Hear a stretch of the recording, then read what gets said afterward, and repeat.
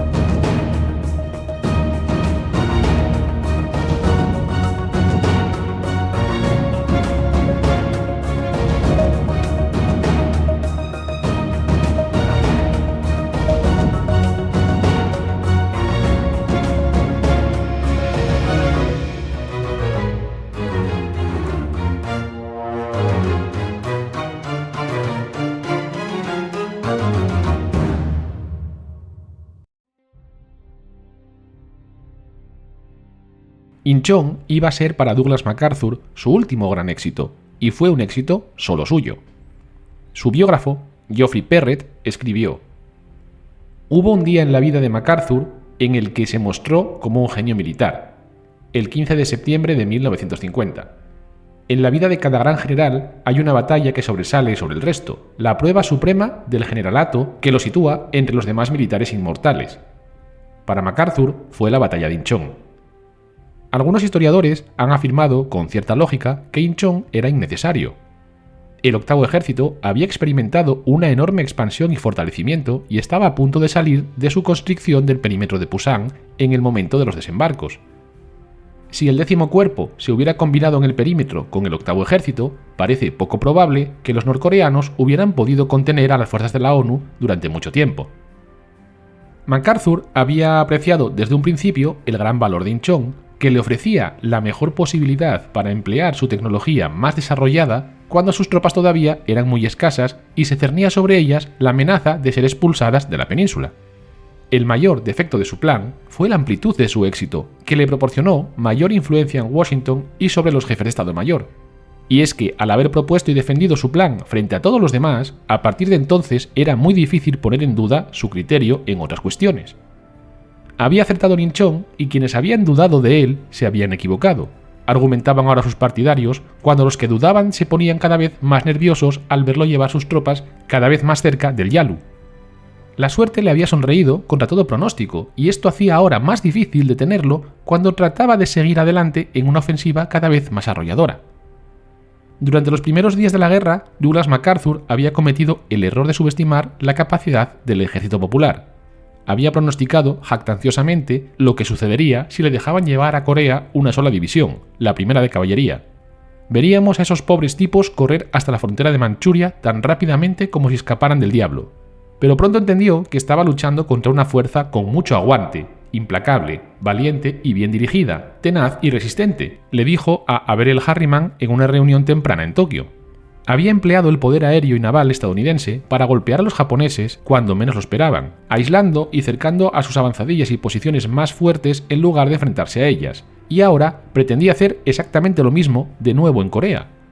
Ya el 4 de julio estaba pensando en un desembarco tras las líneas norcoreanas. No sabía en este momento lo escasamente entrenadas, equipadas y dirigidas que estaban las primeras oleadas de soldados estadounidenses que se envió a Corea, y es que no estaban en absoluto preparados para una compleja operación anfibia. En un desembarco anfibio, el elemento sorpresa suele ser vital, pero en aquel caso parecía extrañamente ausente. En Tokio, todos parecían saber lo que iba a suceder, cuándo y dónde.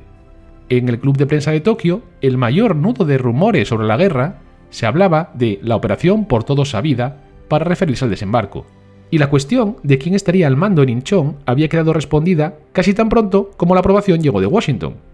Tanto allí como en Tokio, la mayoría de los altos mandos esperaban que le correspondiera al teniente general Lem Shepard, experimentado comandante de la infantería de marina. MacArthur le debía en cualquier caso su apoyo en la consecución de una división de marines, y Lem Shepard, como marine, se desvivía por los desembarcos anfibios. Para todos resultó, pues, una sorpresa que no fuera él el elegido. El comandante en jefe sería el general de división Ned Almond, que desde ese momento en adelante tendría dos puestos, el de jefe de Estado Mayor de MacArthur y el de comandante del 10º Cuerpo de Ejército. Los jefes de Estado Mayor entendieron con cierto retraso que MacArthur estaba de hecho menospreciando no solo a Walton Walker, comandante del 8º Ejército, sino también a ellos mismos. Ningún otro general se habría atrevido a hacer algo semejante, menos aún sin consultarles. Era un clásico ejemplo del MacArthurismo, una acción que escapaba al alcance y aprobación de sus superiores. Se complacía en meterles el dedo en el ojo. Era también una iniciativa muy política, ya que ponía parte del mando en Corea en manos de alguien que le debía una lealtad total y fuera del alcance de los jefes. Shepard podía ser un buen oficial, un hombre anticuado con lealtades anticuadas, pero ahí estaba el problema. Su lealtad a MacArthur no le habría impedido ser igualmente leal a los jefes de Estado Mayor y a los marines. Eso lo convertía a ojos de MacArthur en un hombre de lealtades divididas, algo que juzgaba inaceptable en aquel momento.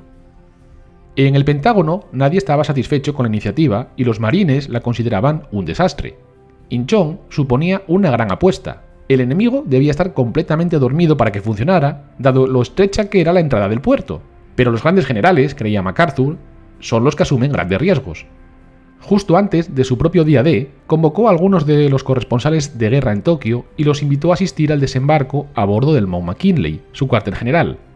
El remitente decía entonces, por supuesto, su impronta: desde el cuartel general de MacArthur. MacArthur tuvo suerte en Inchon, en parte porque Kim Il-sung no era un adversario demasiado sagaz. Por alguna razón, se había negado a considerar la posibilidad de un desembarco anfibio en su retaguardia. Los dirigentes chinos, en cambio, eran muy conscientes de la acumulación de fuerzas estadounidenses en Japón durante las semanas que precedieron al desembarco, teniendo en cuenta que a finales de la década de 1940 y principios de la de 1950 Japón era un nido de espías, que no se cuidaba mucho la seguridad en sus puertos y que muchos estibadores japoneses eran comunistas fervientes.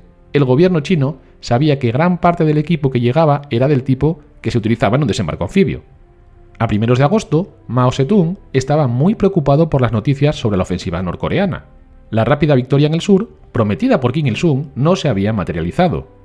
Mao sabía que la resistencia estadounidense en el área de Pusan se había endurecido a finales de agosto y primeros de septiembre, pero que lo que parecían ser 2 divisiones de sus mejores tropas todavía se veían en Japón y que un desembarco anfibio era muy posible, así que era evidente que se estaba preparando algo.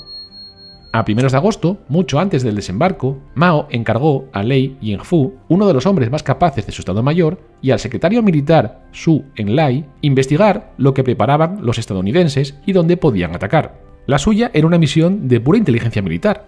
Para los militares chinos a cargo de aquel estudio había algunas cosas muy claras.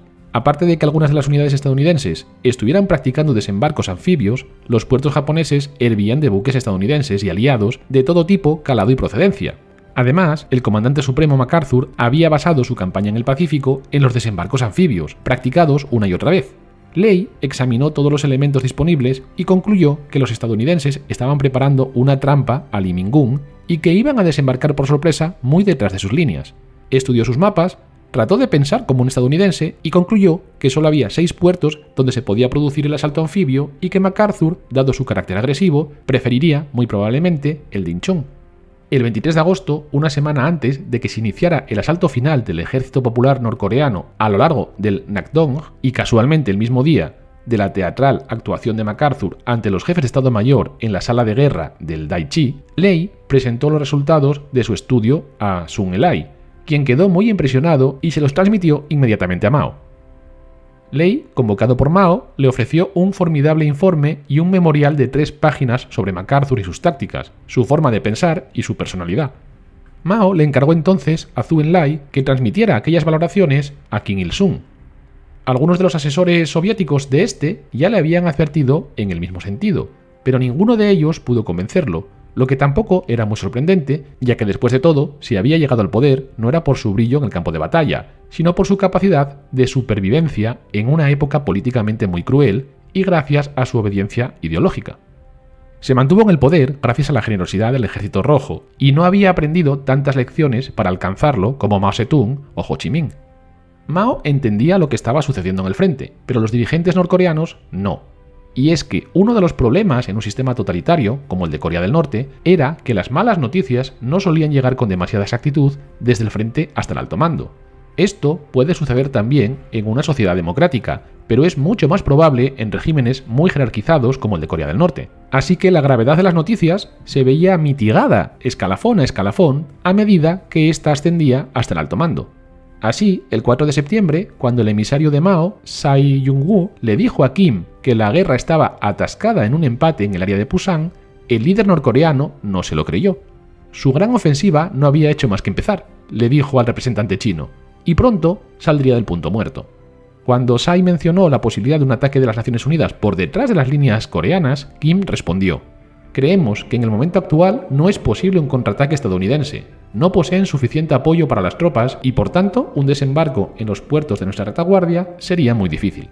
El desembarco, en el que 13.000 hombres de la ONU habían llegado a los acantilados y rompeolas, y la carrera inmediatamente posterior, iniciada hacia Seúl, fueron no solo como MacArthur había planeado, sino como ni siquiera se habría atrevido a soñar. Y es que las condiciones del desembarco resultaron mejor de lo esperado, y la resistencia enemiga relativamente escasa. Con las fuerzas de la ONU firmemente posicionadas en Inchon, su siguiente misión era retomar Seúl. Los norcoreanos intentaron un vacilante contragolpe el 16 de septiembre de 1950, cuando una columna de 16 tanques T-34-85 avanzó por la carretera principal sobre Incheon para interceptar a las fuerzas de la ONU. Todos los tanques norcoreanos fueron destruidos, la mitad por los ataques aéreos de los marines Corsair y el resto por el fuego bien dirigido de los tanques Pershing de los marines en uno de los pocos enfrentamientos entre tanques de la guerra. Temprano en la mañana siguiente, la Fuerza Aérea de Corea del Norte hizo una de sus raras apariciones cuando dos cazas Yak sorprendieron a la Armada de la ONU y tomaron desprevenido al crucero Rochester de la Armada de los Estados Unidos, ametrallando también a la HMS Jamaica, matando a un marinero de la Royal Navy e hiriendo a dos más. Los artilleros antiaéreos de la Guardia Nacional derribaron a uno de los norcoreanos, pero incluso esta audaz incursión mostró una cierta falta de habilidad, ya que los pilotos ignoraron a los vulnerables transportes y buques de carga y atacaron a los buques de guerra bien armados. Al día siguiente se produjo otro ataque blindado norcoreano en apoyo de un pelotón de fusileros del ejército norcoreano. Los norcoreanos no hicieron ningún reconocimiento de las posiciones enemigas, cayendo en una trampa mientras que el 5º Regimiento de Marines destruía otra columna de tanques. Para entonces, los marines estadounidenses fueron reforzados por sus homólogos de la República de Corea, quienes, enfurecidos por los relatos de las atrocidades norcoreanas contra sus parientes, buscaron despiadadamente y a menudo mataron a los subversivos. Los combates más intensos tuvieron lugar en el complejo del aeródromo de Gimpo y sus alrededores. A pesar de que el HMS Kenia disparó hasta 300 proyectiles de 6 pulgadas en apoyo, los artilleros del Ejército Popular de Corea en Gimpo causaron unas 30 bajas a los estadounidenses atacantes. El avance hacia Seúl, sin embargo, continuó con poca pérdida de impulso frente a un ejército norcoreano claramente agotado. Los LVT de la Infantería de Marina cruzaron el río Han el 20 y 21 de septiembre y fueron reforzados por unidades del Ejército de los Estados Unidos y la República de Corea, así como por el 7º Regimiento de Infantería de Marina. El día 21, las fuerzas norcoreanas intentaron otro contraataque contra las posiciones de los marines de la República de Corea al norte de Gimpo, pero fueron aniquilados por el fuego naval. El día 21, la Task Force 7 fue disuelta y el control operacional de las fuerzas de la ONU entregado al general Almond como estaba previsto. Mientras tanto, las fuerzas de la ONU a lo largo del perímetro de Pusan habían estallado en una contraofensiva general planeada para fijar al grueso del ejército norcoreano en el sur, mientras el 10º cuerpo avanzaba hacia el norte. El primer cuerpo de los Estados Unidos saldría del perímetro de Gwaewang, luego se dirigiría hacia el norte a lo largo del eje Taeju, Komchong, Taejong, Suwon, para unirse allí con el 10º cuerpo antes de atrapar al grueso del ejército norcoreano y dirigirse a Seúl. La colina 268, hacía referencia a su altura en metros, fue la característica crítica en la fuga de Gwaewang. Dominaba no solo la carretera y la línea ferroviaria de Taeju, sino también la carretera principal que corría hacia el sur a lo largo de la orilla oriental, controlada por la ONU, del río Nakton. La colina 268 tendría que ser tomada para que la fuga tuviera éxito. La zona estaba defendida por 3 divisiones de infantería del ejército norcoreano, un regimiento blindado y 2 regimientos de infantería y el 65 regimiento de la 105 división blindada. Para entonces, la mayoría de los tanques de las 2 unidades blindadas norcoreanas habían sido destruidos por la Fuerza Aérea de la ONU, la artillería y los bazookas de 3,5 pulgadas. Más al este, cubriendo la carretera principal que sale de Taeju, estaban las divisiones de infantería norcoreanas primera y 13ª. La noticia de los desembarcos en Incheon llegó a estas unidades solo varios días después, y sus órdenes, estereotipadamente, eran aguantar a toda costa. Para entonces, la ruptura de las fuerzas de la ONU ya había comenzado. La colina 268 será tomada en un asalto coordinado el día 19. El Ejército Popular de Corea se tomaba muy en serio sus órdenes, la mayoría de las veces luchando hasta el último hombre, así que al final de la batalla se contaron entre 200 y 300 cadáveres norcoreanos, incluido el de un coronel. La batalla de Gwaewang le costó a los norcoreanos otros 300 muertos, además de un considerable equipo militar. Por su parte, las bajas estadounidenses hasta el día 19 ascenderán a 148 hombres. Para entonces, el Ejército Popular de Corea parecía estar rompiéndose y su resistencia disminuyendo. Sin resistencia, las fuerzas de la ONU cruzaron el río Nakton en la noche del día 20 sobre un puente de pontones erigido por ingenieros del ejército en solo 36 horas. Con 2 batallones al otro lado, al día siguiente, el Ejército Popular de Corea mostraba una creciente confusión y pérdida de control. Mientras tanto, el día 17, el 5º Regimiento de Caballería había pasado a la ofensiva a lo largo de la carretera Gwaewang-Taeju, encontrando una dura resistencia. Las fuerzas norcoreanas en la colina 203 destruyeron no menos de 9 tanques y un tractor topador estadounidense con minas y fuego de tanques y antitanques, mientras que su hábil uso de morteros causó grandes pérdidas de tropas estadounidenses. Sin embargo, a última hora de la tarde del día 21, estas fuerzas se habían unido con el 8º de Caballería, que estaba atacando al norte de Taizhou. A medida que se reforzaba el anillo, grandes elementos de la 1ª, 3ª y 13ª divisiones del ejército norcoreano fueron aislados. La 6ª división de la República de Corea, que había resistido contra la 8ª división del ejército norcoreano durante 2 semanas, ahora se lanzó contra los norcoreanos y los hizo huir, desorganizados, hacia el norte. La excelente 12ª división del Ejército Popular de Liberación, compuesta por veteranos del Ejército Popular de Liberación de China, resistió durante una semana contra las fuerzas de la República de Corea en la zona de Kigyé, pero luego fue prácticamente destruida. Tanto la República de Corea como los norcoreanos estaban agotados por 3 meses de combate continuo, pero los primeros tenían una ventaja numérica sustancial y un apoyo logístico y un poder aéreo muy superiores. La fuga del ejército norcoreano no fue un hecho inevitable. Todavía el día 22, los servicios de inteligencia del 8º ejército no veían señales de una retirada a gran escala de los norcoreanos. El reconocimiento aéreo reveló casi tantas grandes fuerzas norcoreanas moviéndose hacia el sur como hacia el norte, aunque tanto los movimientos del norte como los del sur estaban en cierta confusión. El general MacArthur había estado considerando activar los planes para otro desembarco de la ONU en Kunsan para aliviar más la presión sobre las fuerzas del general Walker, pero también el día 22, el subjefe de gabinete de MacArthur archivó el plan Kunsan y se convirtió en historia. Para el día 23, el perímetro de Pusan ya no existía. Para entonces, el Ejército Popular de Corea estaba degenerando rápidamente en algo parecido a una turbamulta que huía. La desmoralización se instaló rápidamente en sus filas cuando el rígido control de Pyongyang se rompió, hasta el punto de que en una ocasión cientos de soldados del Ejército Popular de Corea se rindieron a un avión de guerra psicológica estadounidense. Obedientemente, se amontonaron en sus camiones y se dirigieron al sur para el cautiverio. A estas alturas, las tropas de la República de Corea y de los Estados Unidos a menudo simplemente solo debían hacer señas para que las tropas enemigas se rindieran y se dirigieran hacia el sur, sin apenas detenerse en su avance hacia Seúl. Con sus enemigos en gran parte aislados en una maniobra envolvente clásica, esta fue la hora más gloriosa de MacArthur. También fue una dulce venganza para Osan y Taejong.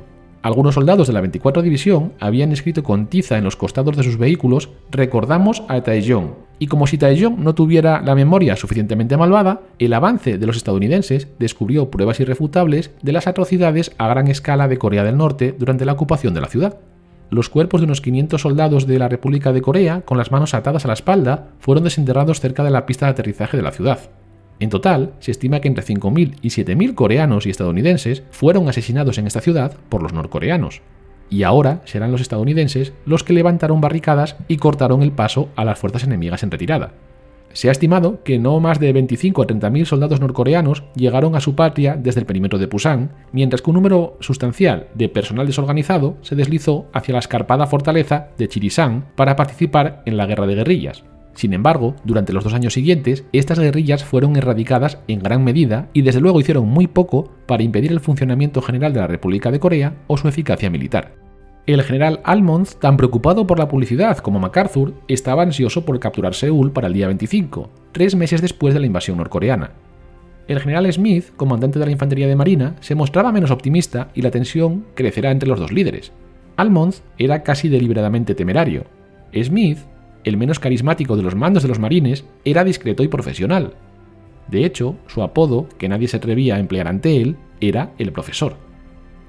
La tensión entre ambos reflejaba en parte el carácter tan diferente del mando en el ejército de tierra y en la infantería de marina. El gran tamaño del ejército hacía que las relaciones entre los mandos y sus hombres fueran a menudo impersonales, mientras que la infantería de marina era pequeña y las relaciones entre oficiales y soldados más estrechas e intensas.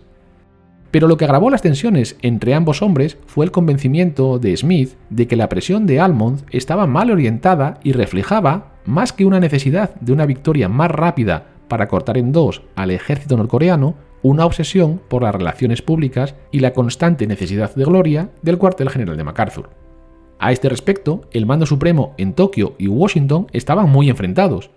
Smith, Walker y la Junta de Jefes de Estado Mayor, que observaba a distancia desde Washington, creían que lo más prudente era rodear Seúl, aislarla y desplazarse rápidamente hacia el este para unirse con las fuerzas de Walker que se dirigían hacia el norte.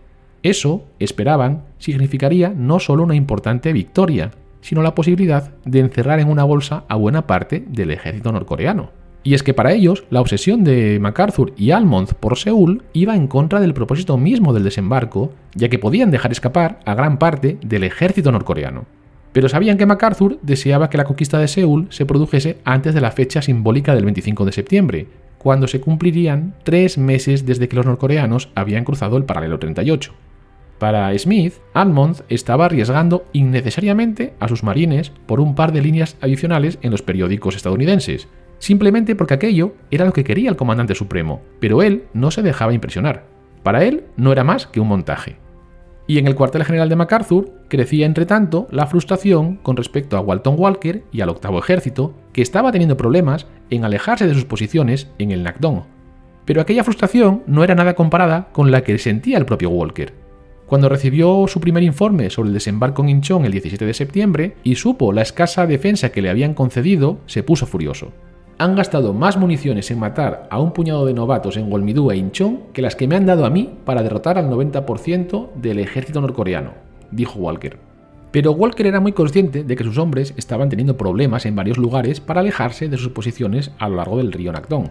El río había servido a sus tropas como barrera defensiva contra el avance norcoreano, pero del mismo modo que las había protegido, ahora las frenaba en su persecución de los norcoreanos, y lo que más le irritaba era la presión que ejercían sobre él sus superiores y la falta de equipo, especialmente para construir puentes, ya que este había sido enviado, casi en su totalidad, al 10º Cuerpo para ayudarle a cruzar el río Ham, donde todos los puentes habían sido destruidos.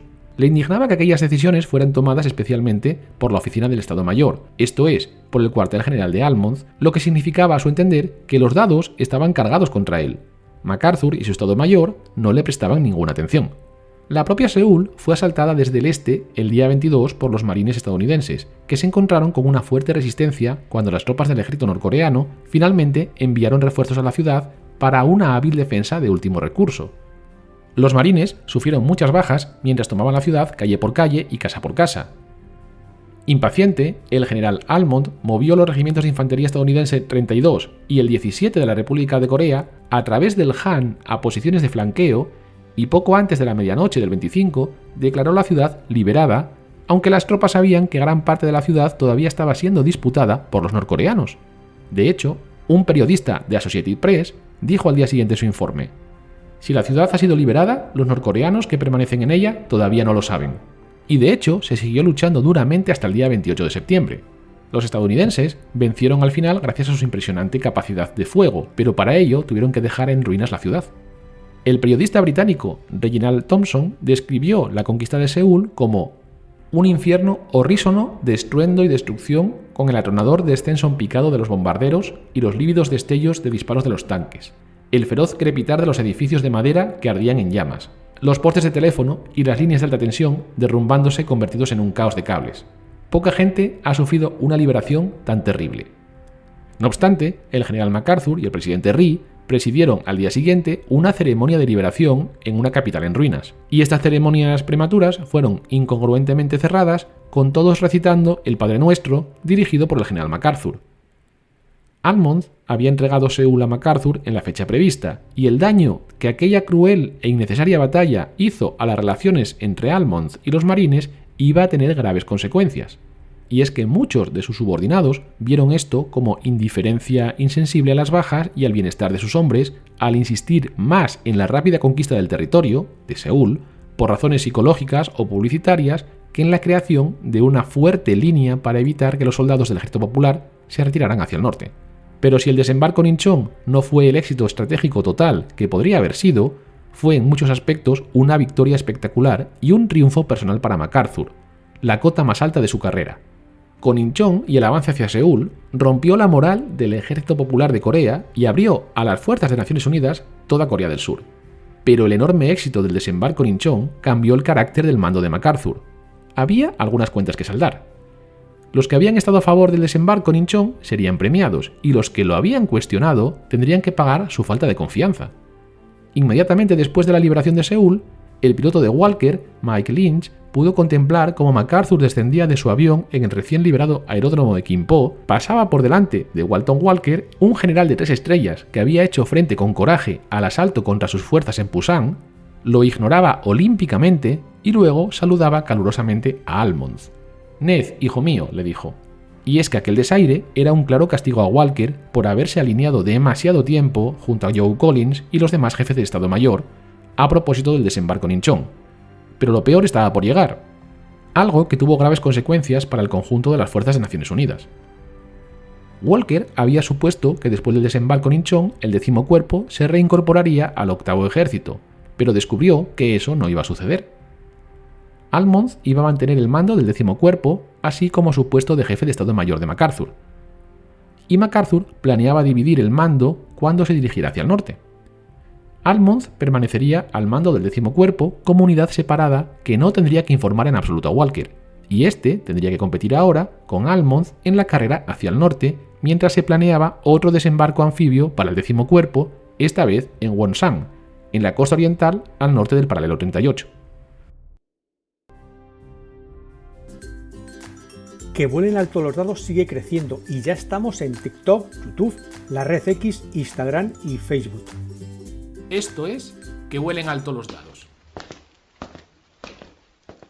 Muchas gracias por confiar en nuestra empresa para dar publicidad a su podcast. Y como les dije, pues ya tenemos la campaña de marketing. ¡Tachán! Aquí está.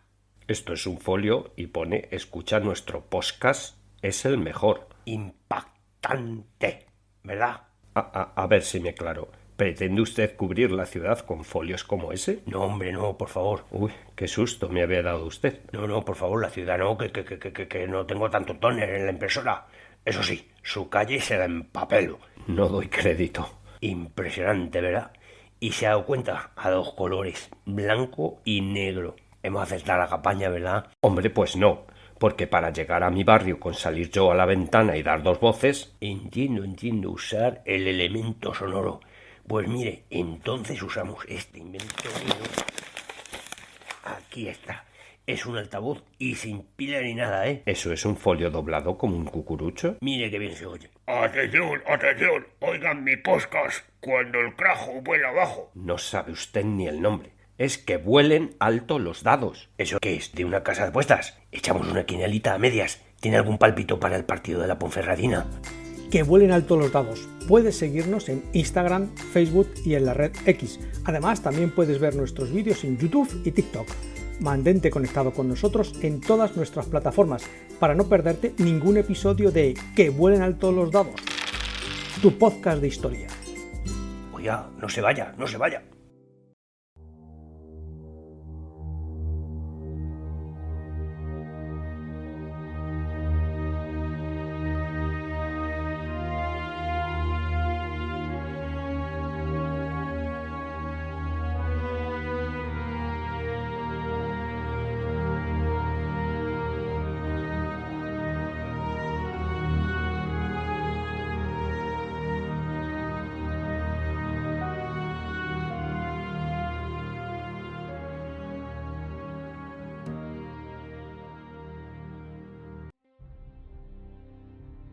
La cuestión del cruce del paralelo 38 no pesó demasiado en la mente de MacArthur cuando se acercó a esta línea artificial.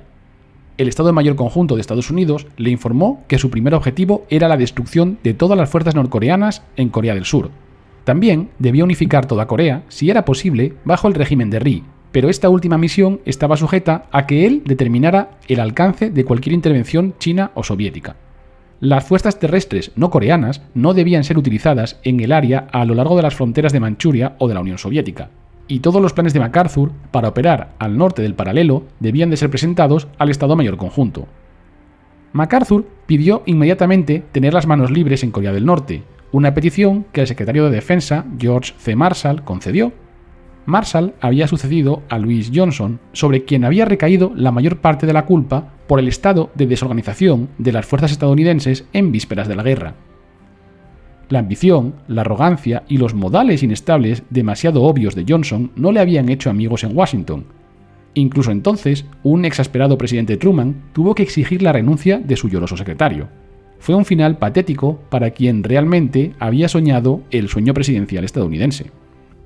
Los aliados de Estados Unidos, entre ellos Gran Bretaña, habían expresado públicamente su apoyo a un movimiento hacia Corea del Norte. Se vieron superados por la misma euforia que se apoderó de Washington, la misma creencia de que con la guerra casi terminada, solo quedaba asegurarse de que se extrajera la máxima ventaja de la victoria. Pero la Unión Soviética estaba de vuelta en el Consejo de Seguridad. Si hubiese ahora una votación en la ONU sobre el cruce del paralelo 38, los rusos ciertamente lo vetarían, y podría haber entonces serias dudas sobre la legitimidad de las acciones del ejército de MacArthur. La decisión se plasmó en el documento 81 del Consejo de Seguridad Nacional, escrito en su mayor parte por Dean Rusk, que autorizaba a MacArthur a entrar en Corea del Norte si no había amenazas soviéticas o chinas de intervenir. El 3 de septiembre, el general respondió desde Tokio al mensaje de Marshall. Se encargaría, dijo, de advertir al general Walker que no dijera nada demasiado específico sobre las operaciones alrededor o al norte del paralelo. Dejó claro que el único retraso en ordenar a sus fuerzas que avanzaran no era político, sino logístico. El ejército se dirigiría hacia el norte tan pronto como estuviera listo. Mi plan estratégico general es conocido por ustedes. A menos que el enemigo capitule, considero que toda Corea está abierta a nuestras operaciones militares. MacArthur emitió una exigencia para la rendición de todas las fuerzas norcoreanas el 1 de octubre, exigencia que reiteró por última vez el 9 de octubre. Ni esperaba ni recibió respuesta alguna, y continuó sus preparativos para el viaje hacia el norte a través del paralelo 38. Los aliados de Kim, los chinos, advirtieron que no tolerarían ninguna invasión de su vecino por parte de los imperialistas. Mientras tanto, el delegado soviético ante la ONU propuso un alto el fuego y la retirada de todas las tropas extranjeras de Corea, reacciones comunistas que fueron, por supuesto, ignoradas por un victorioso alto mando de las fuerzas de la ONU. El hecho de que Estados Unidos ignorase la advertencia del ministro de Asuntos Exteriores de China, Chu Enlai, al embajador indio Panikkar el 2 de octubre de que China entraría en la guerra si las fuerzas de la ONU cruzaban el paralelo, se considera especialmente imprudente. El ministro de Relaciones Exteriores de China convocó al embajador Panikkar a medianoche, subrayando así la gravedad del asunto, y Panikkar, como era de esperar, transmitió esta advertencia a través de los canales diplomáticos a Washington sin éxito. El presidente Truman desconfiaba de Panikkar, creyendo que simplemente estaba repitiendo una variación del viejo juego indio de denunciar públicamente a Occidente mientras aseguraba en privado a los líderes occidentales que estaban firmemente del lado de las democracias. No obstante, los estadounidenses no se limitaron a ignorar los intereses chinos e hicieron que el gobierno indio transmitiera garantías de que Estados Unidos no tenía ningún deseo de guerra o incluso del establecimiento de un régimen militar estadounidense en Corea del Norte. Pero tales mensajes fueron desestimados por los líderes chinos. En cualquier caso, habría hecho falta una moderación verdaderamente heroica para contener a las fuerzas de las Naciones Unidas en vísperas de lo que parecía una victoria total después de las amargas derrotas del verano. De hecho, el secretario de Defensa Marshall había alentado a MacArthur con su mensaje del 29 de septiembre. Queremos que se sienta libre de obstáculos estratégicos y tácticos para avanzar hacia el norte del paralelo 38. Y el Estado Mayor Conjunto autorizó a MacArthur a enfrentarse a cualquier fuerza china que se encontrara en Corea del Norte si tal acción ofrecía una posibilidad razonable de éxito, unas directrices bastante poco claras. Y como no podía ser de otra manera, Syngman Rhee no dudó en cruzar el paralelo y dirigirse al Yalu. Hablando ante una multitud masiva y entusiasta en Pusan, 4 días después del desembarco de Incheon, el presidente de la República de Corea proclamó: «Tenemos que avanzar hasta la frontera de Manchuria, hasta que no quede ni un solo soldado enemigo en nuestro país». Y nuestro país era ahora, obviamente, nada menos que toda la península coreana. El mandato de las Naciones Unidas para la Guerra se había basado en la votación de la Asamblea General del 27 de junio, en la que se instó a los miembros a prestar a la República de Corea la asistencia que sea necesaria para repeler el ataque armado y restablecer la paz y la seguridad internacionales en la zona. Pero semanas antes de Incheon, hubo un intenso debate privado en Washington sobre si la ocupación de Corea del Norte era un objetivo de guerra legítimo de las Naciones Unidas o, más francamente, de Estados Unidos. El Departamento de Defensa creía que sí, y lo mismo algunos altos funcionarios del Departamento de Estado, encabezados por Dean Rusk y John Allison de la División del Lejano Oriente. El personal de planificación de políticas planteó serias dudas sobre si era posible invadir Corea del Norte sin precipitar una guerra más amplia con China o con la Unión Soviética, y expresó dudas sobre si otros miembros de la ONU apoyarían tal medida. Solamente MacArthur, como no albergaba dudas. A mediados de julio, en Tokio, les dijo a Collins y a Vandenberg que su objetivo de guerra no era simplemente repeler la invasión de Kim Il-sung, sino la destrucción de su ejército, para lo cual la ocupación de Corea del Norte podría resultar necesaria. La estrategia de MacArthur se guió por dos consideraciones principales. En primer lugar, quería que las fuerzas se movieran rápidamente hacia el noreste de Corea del Norte para cortar el paso a las fuerzas comunistas que se retiraban hacia la frontera de Manchuria. Y en segundo lugar, la cordillera de Taebaek, que sube por la espina dorsal de Corea del Norte, dificultó intensamente el movimiento de oeste a este a través del país. Las principales rutas por carreteras y ferrocarriles que suben por Corea están determinadas hasta el límite casi en su totalidad por las líneas de los valles fluviales norte-sur. MacArthur fue uno de los grandes exponentes de las operaciones anfibias en el siglo XX. En Incheon había explotado la flexibilidad y los recursos del poderío marítimo estadounidense para cortar una campaña terrestre a través de un territorio difícil. Ahora propuso volver a hacer lo mismo. Retiraría al 10º Cuerpo de Almond de Corea del Sur a través de Incheon, lo cargaría a bordo de sus barcos y lo transportaría directamente al puerto de Wonsan, en la costa este de Corea del Norte, desde donde los marines de la 7ª División podrían atacar hacia el norte, hacia la frontera de Manchuria. Mientras tanto, el 8º ejército de Walker se dirigiría directamente al norte desde Seúl hacia Pyongyang y los dominios occidentales de Kim Il-sung. El plan de MacArthur despertó la oposición inmediata del 8º ejército. En primer lugar, Walker consideró absurdo someter al 10º Cuerpo a la inmensa agitación de la retirada de Seúl y el movimiento marítimo hacia Wonsan, cuando el ejército de la República de Corea ya estaba avanzando por la costa este frente a una oposición insignificante. En segundo lugar, el comandante del 8º ejército estaba disgustado por la determinación de MacArthur de mantener un mando dividido, con Almond que continuaba reportando directamente al comandante en jefe. Parecía un insulto deliberado a Walker, el defensor del perímetro de Pusan, el salvador de las armas estadounidenses en las primeras semanas desesperadas de la guerra, retirar al 10º Cuerpo de su mando cuando toda lógica militar exigía una autoridad terrestre unificada. MacArthur no estaba dispuesto a aumentar la autoridad de Walker, aunque para él no había ningún incentivo para destituir al comandante del 8º ejército cuando la guerra estaba casi ganada y la columna vertebral de la resistencia comunista rota. La administración detallada de la ofensiva hacia Corea del Norte contra un enemigo en total desorden apenas le parecía trascendental. Los visitantes de su cuartel general a menudo no se impresionaban por la confusión y la falta de dirección que encontraban allí, y MacArthur se permitió caer en la complacencia sobre la inminencia de una victoria indiscutible. El 28 de septiembre, las tropas de la República de Corea avanzaron hacia el norte del paralelo. Las unidades americanas esperaban con impaciencia la señal para seguirles y completar así la miserable tarea en la que se habían embarcado para volver a casa antes del invierno. Los británicos trataron de fortalecer la posición diplomática estadounidense asegurando la aprobación por la Asamblea General de la ONU el 7 de octubre de una resolución que pedía todas las medidas apropiadas para garantizar las condiciones de estabilidad en toda Corea y la formación de un gobierno unificado elegido bajo los auspicios de las Naciones Unidas. La moción fue aprobada por 47 votos contra 5 y 7 abstenciones. Su propósito era proporcionar un manto de apoyo a la ONU en las operaciones militares en Corea del Norte, al tiempo que preservaba cierta vaguedad sobre la forma que tomarían estas operaciones. Bajo las órdenes de su asesor del ejército de Estados Unidos, las primeras fuerzas de la República de Corea, elementos de la 3ª División, cruzaron el paralelo 38 el 30 de septiembre de 1950 en el área de Gangnung y pronto estaban avanzando a un promedio de 25 kilómetros diarios en su marcha hacia el norte, hacia el puerto de Wonsan. Pero allí, el ejército norcoreano demostró que todavía le quedaba algo de lucha cuando una decena de cañones antitanque autopropulsados penetraron para disparar contra el aeródromo, quemando la mayoría de los hangares y los edificios. En la zona de Kuncheon, los norcoreanos lanzaron los blindados que les quedaban y varias emboscadas del Ejército Popular de Corea también sorprendieron a las fuerzas de la ONU y causaron graves bajas. No obstante, el ejército norcoreano parecía haber disparado su último tiro. Y es que en el lado comunista, la discordia y la disidencia ahora estaban sustituyendo a la euforia de tan solo un mes antes. El 9 de octubre, el 8º ejército avanzó por fin con toda su fuerza a través del paralelo 38. Durante casi una semana encontraron serias resistencias. Entonces los norcoreanos rompieron y huyeron hacia el norte en plena retirada. El 1º de caballería y el 24 de infantería comenzaron entonces una persecución precipitada, una larga carrera por carretera que se interrumpió solo por acciones espasmódicas de pequeñas unidades contra la retaguardia enemiga aislada. En este momento, con la inminente victoria militar y el 8º ejército fuertemente comprometido, MacArthur se sorprendió al recibir un mensaje de Washington informándole que el presidente buscaba su presencia en una reunión personal en la isla de Wake, en medio del Pacífico entre Tokio y la costa oeste de Estados Unidos.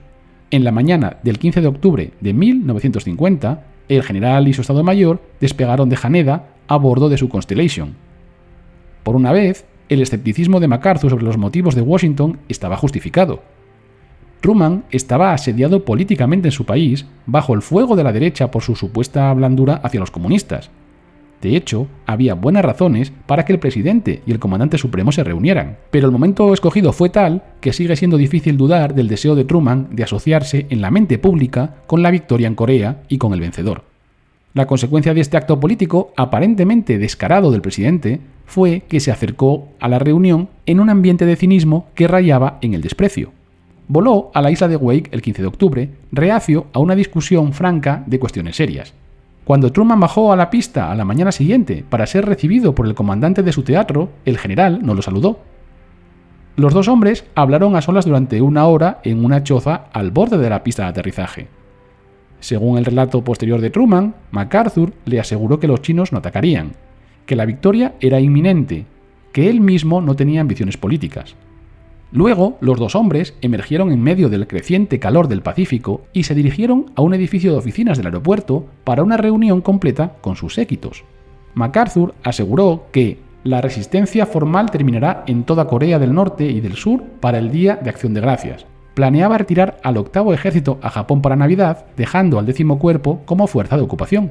Reiteró su opinión de que incluso en el improbable caso de que los chinos intervinieran, ahora que tenemos bases para nuestra fuerza aérea en Corea, si los chinos intentaran llegar a Pyongyang, la matanza sería la más grande. Si los rusos proporcionaban apoyo aéreo a los chinos, su competencia era tan limitada que creo que la fuerza aérea rusa bombardearía a los chinos con la misma frecuencia con la que nos bombardearían a nosotros. Hubo algunas discusiones inconexas sobre el futuro político de Corea, en las que MacArthur apoyó calurosamente las reclamaciones de Syngman Rhee a la primacía. Truman estuvo de acuerdo. Debemos dejar claro que estamos apoyando al gobierno de Rhee y la propaganda puede irse al infierno. 1 hora y media después de haber comenzado, la reunión se interrumpió. Truman invitó a MacArthur a quedarse a almorzar, pero el general se opuso. Un asunto militar urgente lo llamaba a Tokio. Pero para su sorpresa, se encontró frente a una breve ceremonia de entrega de premios en la que Truman le entregó su 5ª medalla al servicio distinguido. En medio de ansiosas declaraciones públicas de buena voluntad hacia su comandante de campo, el 6 de octubre, Truman despegaba de la pista de aterrizaje y declaraba a los periodistas: «Nunca he tenido una conferencia más satisfactoria desde que soy presidente». MacArthur se fue a Tokio enfurecido.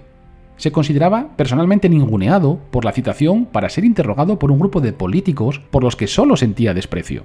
¿Quién era ese joven que hacía preguntas? Preguntó insistentemente hasta que su personal adivinó que se refería a Dean Rusk, el subsecretario de Estado. Esa conferencia, escribió MacArthur más tarde, me hizo darme cuenta de que un cambio curioso y siniestro estaba teniendo lugar en Washington. La figura desafiante que había sido Franklin Roosevelt se había ido, y en su lugar había una tendencia a contemporizar en lugar de a luchar hasta el final. La conferencia de la isla de Wake pudo ser vista como un hito desastroso en el desarrollo del conflicto coreano, tan fatal para los intereses de la administración Truman como para los de MacArthur. Antes de Wake, Washington había tenido amplios motivos para dudar de la manejabilidad y el juicio de MacArthur. Ahora, habiendo convocado al general para reunirse con el presidente, la delegación de Washington no aceptó la oportunidad para convencer a MacArthur de su responsabilidad de aceptar las instrucciones de su propio gobierno y, por contra, se dejaron impresionar profundamente por su carisma, su sublime seguridad y su omnisciencia sobre el desarrollo de los acontecimientos en el lejano oriente, regresando a casa con la seguridad de que la intervención china o soviética en Corea no representaba un peligro significativo. Y por su parte, MacArthur regresó a Tokio con toda su inmensa antipatía hacia los líderes de la administración Truman confirmada. Fuera lo que Truman y su grupo hubieran hecho en Wake, era poco probable que esto desviara al victorioso MacArthur de su curso elegido. Entretanto, Stalin estaba furioso por la caída de Seúl y con Kim Il-sung por ignorar su consejo de transferir 4 de sus divisiones de las líneas de batalla del perímetro de Pusan al frente de Incheon, mucho más amenazante. El Politburó soviético atribuyó el nuevo giro de la guerra a una serie de graves errores cometidos por el mando de primera línea norcoreano y hasta las más altas autoridades militares. Y los asesores militares soviéticos tampoco escaparon de la censura, siendo culpados tanto como el primer ministro Kim por no haber transferido rápidamente esas 4 divisiones. La evaluación de inteligencia más rudimentaria habría notado el gran tamaño de la Armada de Estados Unidos frente a Inchon y el hecho de que las noticias de tal armada no llegasen a Pyongyang de manera oportuna demostraba lo rudimentario de las comunicaciones de inteligencia del ejército norcoreano. Kim culpó de manera poco convincente a la mala disciplina del ejército y a su falta de obediencia a las órdenes, postrándose rápidamente ante el profundamente respetado Joseph Vissarionovich Stalin. A usted, libertador del pueblo coreano y líder de los pueblos trabajadores de todo el mundo, rogándole que le preste asistencia especial o que nos ayude formando unidades internacionales de voluntarios en China y en otros países de democracia popular para prestar asistencia militar a nuestra lucha. Kim estaba aquí evocando el fantasma de las brigadas internacionales de la Guerra Civil Española. Y Kim, sin saberlo, puso el dedo en la llaga cuando informó a Stalin de que el adversario tiene una oportunidad real de apoderarse completamente de la ciudad de Seúl. Seúl ya había caído en manos de las fuerzas de la ONU unos 3 días antes, como muy bien sabía ya Stalin, lo que hacía evidente que los dirigentes de Corea del Norte ignoraban las condiciones reales del frente. El embajador Stikov informó que Kim y sus lugartenientes estaban ahora confundidos, perdidos, sin esperanza y desesperados, y por lo tanto no estaban en condiciones de gestionar una retirada ordenada hacia el norte. Kim llamó entonces a una guerra de guerrillas prolongada contra los imperialistas, pero esta era una estrategia poco probable en vista de la falta de cobertura pesada en la península y la apatía de la población, ninguno de los cuales había parecido mover ni un solo dedo contra estos invasores imperialistas. Stalin respondió sugiriendo que las tropas del Ejército Popular de Corea se retiraran de manera cohesiva y deliberada de una posición defensiva a otra, un consejo bastante peregrino cuando cada movimiento de los norcoreanos era observado y contestado por el omnipresente poder aéreo de la ONU. Así, las reuniones de los altos dirigentes comunistas estuvieron marcadas por el señalamiento mutuo mientras se avecinaba el desastre. A pesar de todo, Kim suplicó la ayuda soviética y china para salvar a su régimen del desastre total, aunque más tarde la propaganda norcoreana dio un tono considerablemente diferente a estos asuntos, por supuesto, calificando la retirada hacia el norte como una estrategia sobresaliente, aunque admitiendo que la estrategia temporal fue una dura prueba para el pueblo y el ejército popular. En la reunión del Politburó soviético del 30 de septiembre de 1950 se discutieron las opciones aún disponibles para rescatar a Corea del Norte. Significativamente, también centró sus debates en la necesidad de evitar una confrontación militar directa entre la Unión Soviética y los Estados Unidos, reflejo de la agenda principal de las reuniones del gabinete de la administración Truman en ese momento. El 30 de septiembre de 1950, Kim Il-sung, alarmado por los acontecimientos en el sur y tras el rechazo de su petición de tropas por parte de los soviéticos, acudió a una recepción en la embajada china en Pyongyang, en la que se celebraba el primer aniversario de la creación de la República Popular China. Allí les pidió a los representantes de Beijing que enviaran al 13 Cuerpo de Ejército chino para combatir en Corea. Al día siguiente envió a Mao, junto con Pak Hong-yong, que hacía las funciones de líder comunista surcoreano, una carta pidiéndole tropas.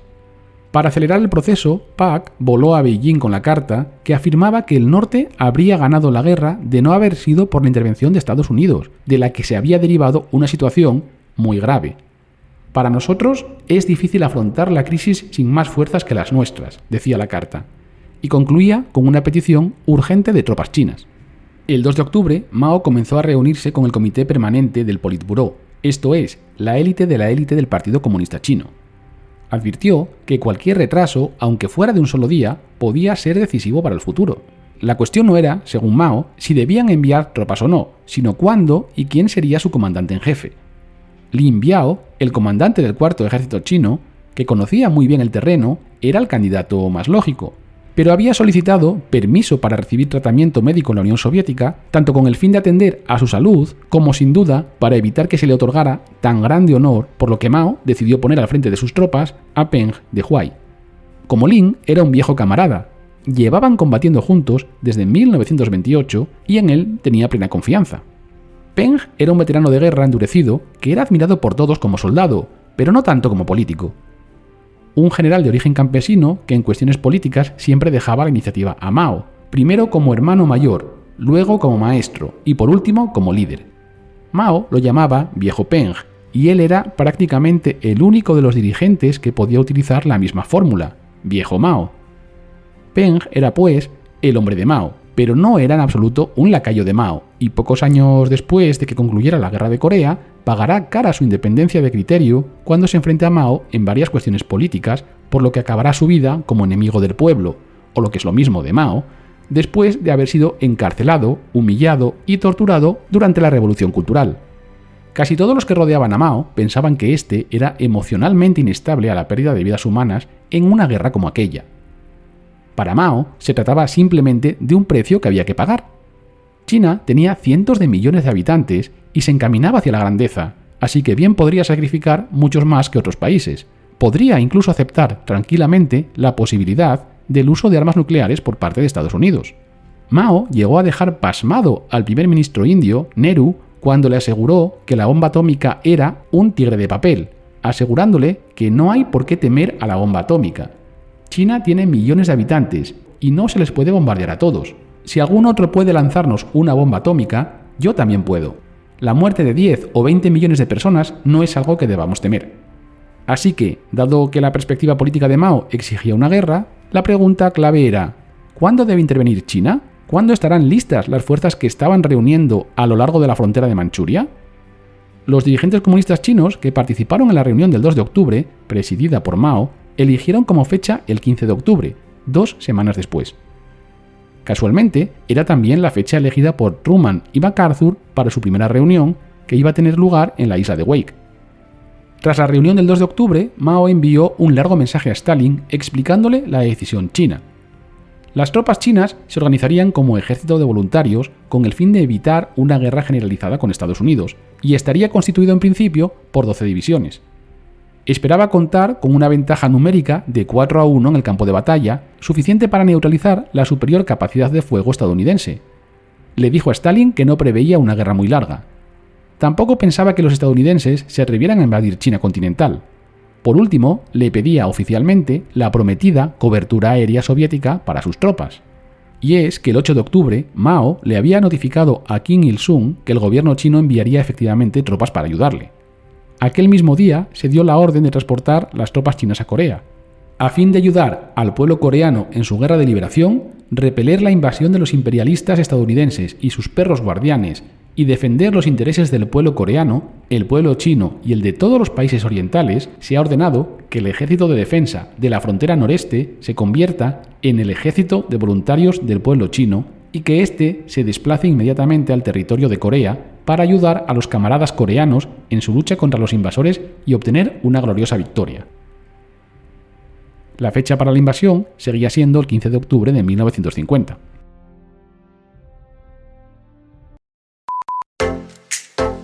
Si estás disfrutando este episodio y te gusta el contenido que hacemos, te pedimos un pequeño favor que nos ayudará muchísimo. Dale al botón de me gusta. No te cuesta nada, pero para nosotros es clave, porque así el algoritmo recomienda el programa a más gente y nos ayuda a seguir creciendo. Y si además lo compartes, ya es para ponerte un monumento. Seguimos con la historia.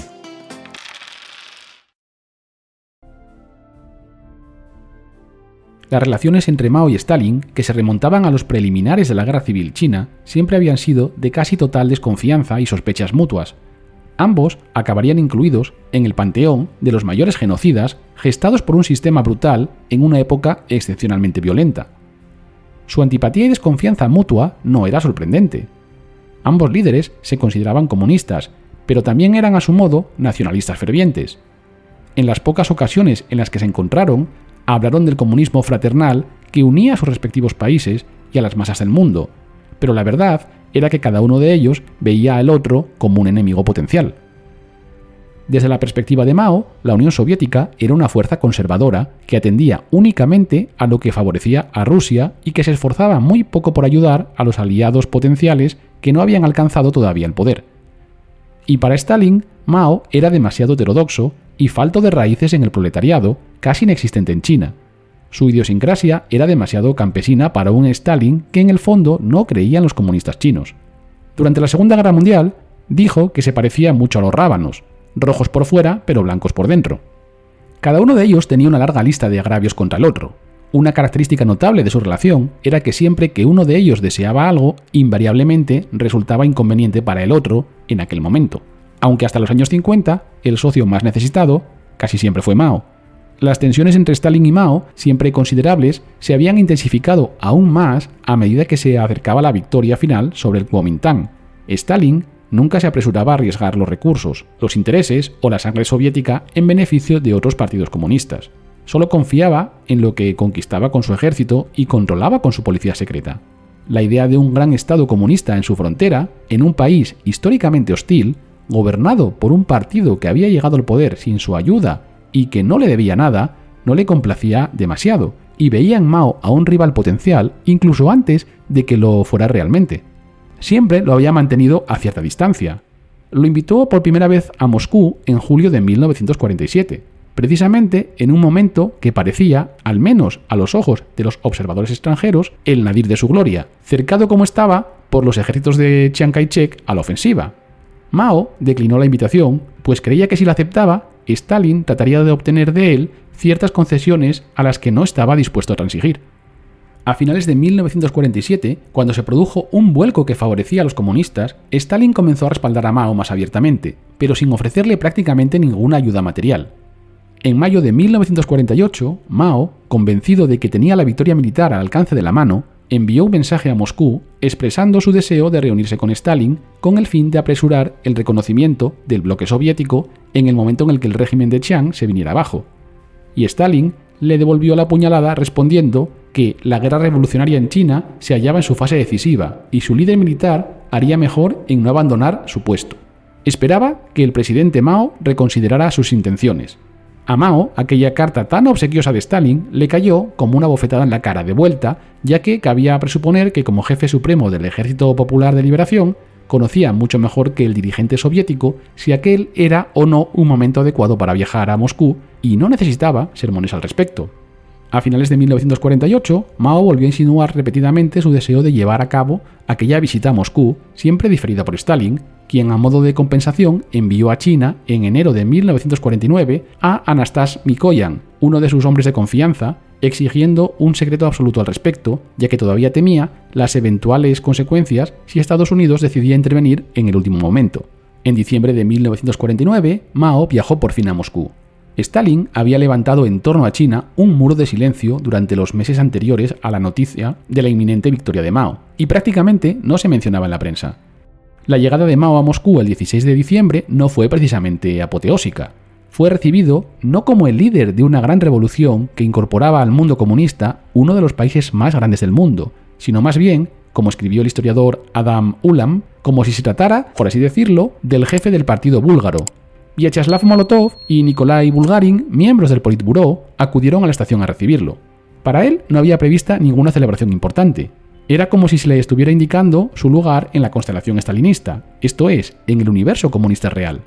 Si bien era un hermano, debía saber que siempre habría un hermano mucho mayor que todos los demás. Uno de los ayudantes de Khrushchev le dijo a su jefe que había llegado a Moscú alguien llamado Matsadum. ¿Quién?, preguntó Khrushchev perplejo. Ya sabe usted, el chino ese, respondió su ayudante. Y es que así es como le veían, ese chino, y así será como lo trataron.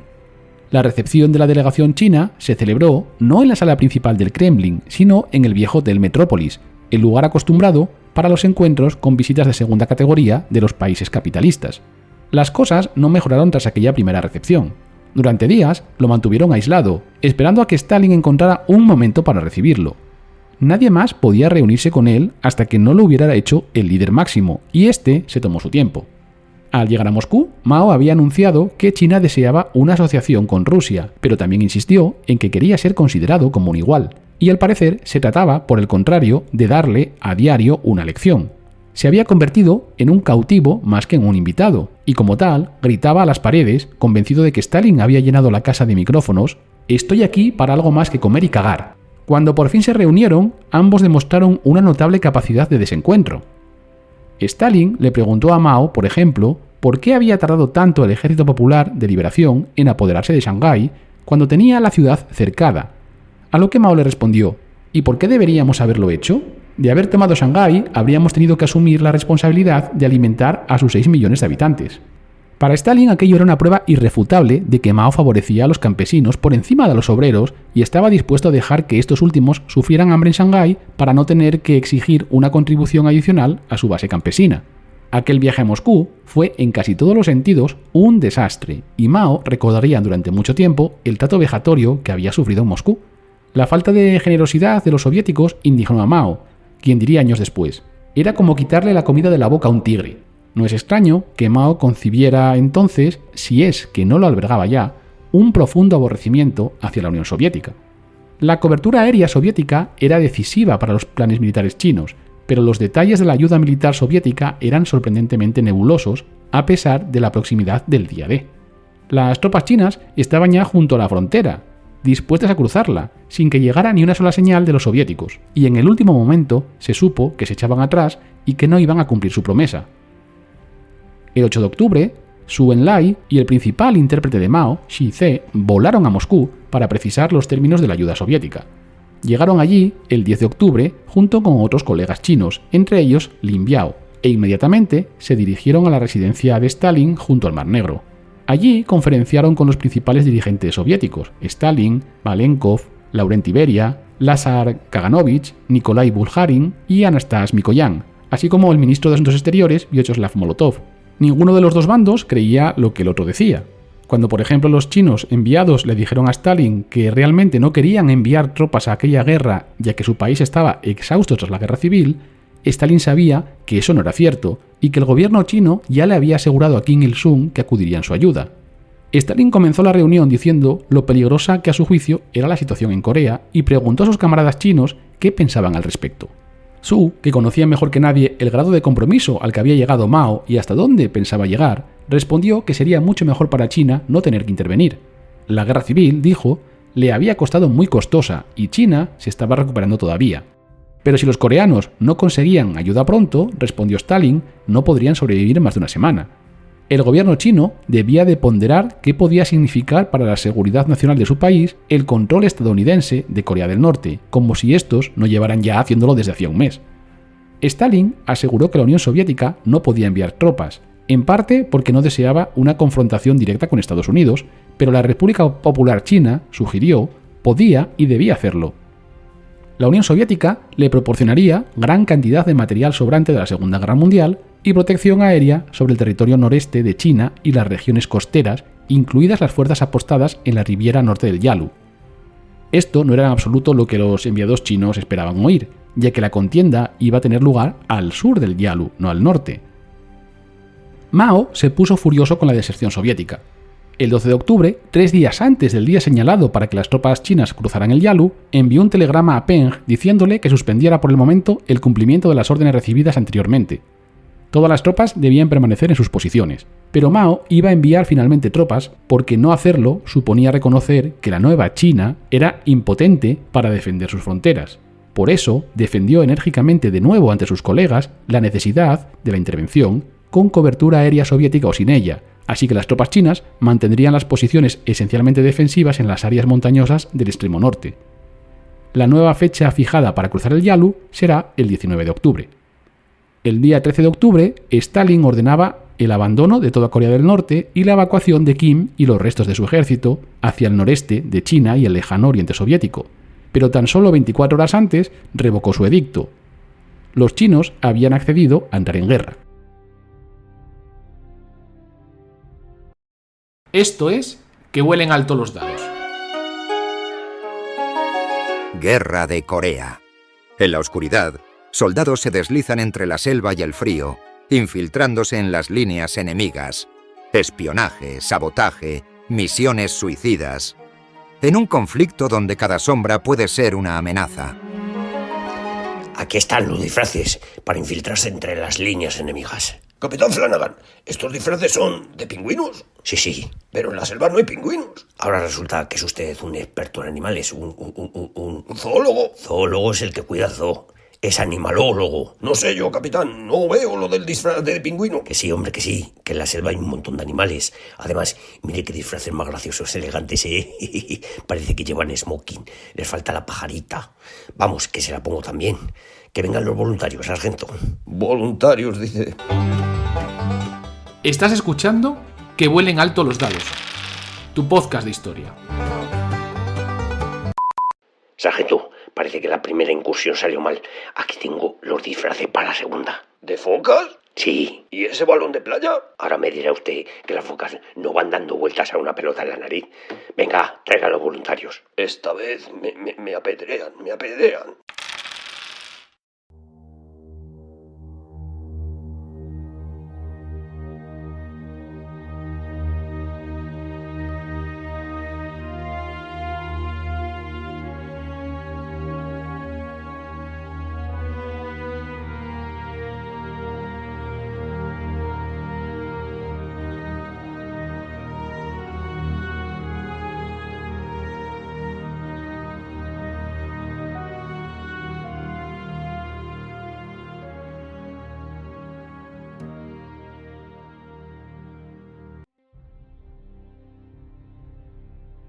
Los rusos, considerados los principales impulsores de la invasión de Kim al borde del abismo, parecían ahora ansiosos por distanciarse de la aventura coreana y desde luego reacios a comprometer su poderío militar en su apoyo. La balanza de la ventaja en Corea estaba firmemente ahora del lado de la ONU, y los líderes de la administración Truman, que habían sido tan sensibles a los riesgos globales de la invasión comunista original, se vieron superados por algo cercano a la euforia. Para entonces, las unidades de la ONU ya se habían embarcado en una carrera para conseguir ser las primeras en entrar en Pyongyang. Las carreteras por las que avanzaban a menudo estaban atestadas por grupos de tropas del ejército de Corea del Norte, hambrientas y demacradas, con sus camiones paralizados por los tanques de combustible vacíos, que se limitaban a hacer señales a las fuerzas de la ONU para que se dirigieran a su capital. El tercer batallón australiano capturó no menos de 2.000 soldados norcoreanos al norte de Yeongju, cuando el comandante australiano montó un ataque y gritó a las tropas del ejército norcoreano que estaban rodeados y que su única esperanza era rendirse. Y la unidad enemiga le tomó la palabra y se rindió. También hubo casos de identificación errónea mutua entre las fuerzas de la ONU que se movían rápidamente y las unidades del Ejército Popular de Corea que aún no podían combatir. Un oficial australiano se abrió paso entre las tropas norcoreanas murmurando «Ruski, Ruski» y recibiendo palmaditas fraternales en la espalda. En otra ocasión, un grupo de tropas norcoreanas recibió a un pelotón de los Argyls con gritos de «camaradas» y el ofrecimiento de cigarrillos. ¿Qué había sucedido para que el altamente motivado ejército norcoreano se retirase al norte en un desorden aún mayor, casi desmoronándose, después de Incheon? Este era el mismo ejército que había soportado un bautismo infernal de fuego y acero a lo largo del perímetro de Pusan y aún así casi había expulsado a las fuerzas de la ONU al mar. Pero la disciplina de este ejército, por dura y brutal que fuera, tenía una fragilidad. No podía sobrevivir a la muerte o a la desaparición de sus oficiales. Y las cosas no mejoraron, al menos entre sus comandantes, cuando ellos mismos fueron culpados por la derrota de sus fuerzas después de Incheon. Y es que Incheon en sí mismo era un hecho desmoralizador, ya que el soldado medio del ejército norcoreano solo sabía que había sucedido algo catastrófico muy detrás de sus líneas de suministro y que la retirada parecía estar cortada. De hecho, el ejército norcoreano nunca recuperó realmente su poder de combate original hasta el final de la guerra. Es muy posible que cuando los imperialistas cobardes y sus títeres y lacayos aparecieron de repente en la retaguardia del ejército popular, el soldado individual norcoreano se sintiera traicionado y confundido y solo pensara en escapar. Muchos ya se habían desilusionado al enfrentarse al poderío aéreo enemigo y a una resistencia cada vez más obstinada a lo largo del perímetro de Pusan. Y es que Pusan parecía tan lejos como siempre, a pesar de que los comunistas pregonaban continuas victorias que debían haberlos llevado hace mucho tiempo al frente marítimo de la ciudad. El 19 de octubre, Pyongyang cayó. El general Paek Sun-yup condujo a la primera división de la República de Corea hacia la ciudad, con la infantería aferrándose a los blindados estadounidenses. Barrieron las endebles barricadas comunistas y retumbaron a través de las calles casi vacías. La mayoría de los civiles había huido o estaban escondidos. Paek se sintió completamente eufórico. Me había ido 5 años antes como refugiado. Ahora estaba de vuelta con 10.000 hombres, 100 cañones y un batallón de tanques M-46. Para ese momento, Kim Il-sung y su gobierno ya habían huido a las fortalezas del norte. Fascinados, los oficiales surcoreanos y estadounidenses hurgaron en el caos de su oficina abandonada en la antigua residencia del gobernador provincial japonés. El honor de ser la primera unidad de la ONU en entrar en Pyongyang recayó en elementos de la compañía F del 2º Batallón, 5º Regimiento de Caballería, el 19 de octubre de 1950, para gran disgusto de las tropas de la República de Corea, que acompañaban a las tropas de la primera división de punta de lanza, dirigida por Paek Sun-yup, un antiguo habitante de la capital norcoreana. Los norcoreanos hicieron un amago de defensa de su capital, aunque nada comparable con su defensa de Seúl. En un último enfrentamiento a las afueras de la ciudad, los tanques del 6º Batallón de Tanques de Estados Unidos aplastaron físicamente a los soldados y equipos del Ejército Popular de Corea bajo sus cadenas, matando a unos 300 defensores. El comando de la ONU establecerá un gobierno civil en la capital recién tomada y las tropas de contrainteligencia se incautarán de una cantidad considerable de material clasificado que les servirá en los próximos meses. 20 prisioneros estadounidenses fueron rescatados en la captura de Pyongyang, pero desafortunadamente estos fueron solo unos pocos afortunados, escapados de un grupo mucho más grande de prisioneros de guerra estadounidenses que habían sido trasladados al norte unos días antes de la caída de la ciudad. Un recordatorio de lo que las primeras fuerzas estadounidenses habían soportado en los primeros meses de la guerra se produjo en una emotiva ceremonia en el aeródromo de Pyongyang el 21 de octubre. El general MacArthur pasó revista a la compañía F del 5º de Caballería, pidiendo entonces a todos los hombres que habían desembarcado con la unidad en Corea 96 días antes y que habían soportado los peores combates del perímetro de Pusan que dieran un paso al frente. Solo 5 de los 200 originales lo hicieron y 3 de ellos estaban heridos. Las fuerzas ocupantes de la ONU procedieron entonces a establecer el único gobierno militar de una capital comunista capturada hasta la toma de Georgetown, Granada, por parte de Estados Unidos 3 décadas después. El tristemente célebre tigre, Kim Jong-won, que ya había decapitado a unos 50 prisioneros de guerra del Ejército Popular de Corea, fue puesto, como era de esperar, a cargo de la policía militar de la capital, y claramente no era el hombre adecuado para detener cualquier tipo de ajuste de cuentas por parte de las tropas de Corea del Sur, aunque este tipo de actividades no parecen haber sido generalizadas, dada la presencia de un gran número de militares de la ONU que no estaban poseídos por los mismos odios que habían dividido a la península de Corea.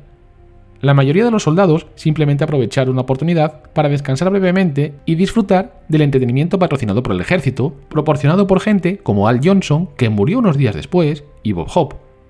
El presidente Ri dará un mitin masivo donde fue recibido con entusiasmo, trasladándose a continuación a Wonsan, en un recorrido por lo que todos suponían que sería parte de la República de Corea en un futuro muy cercano.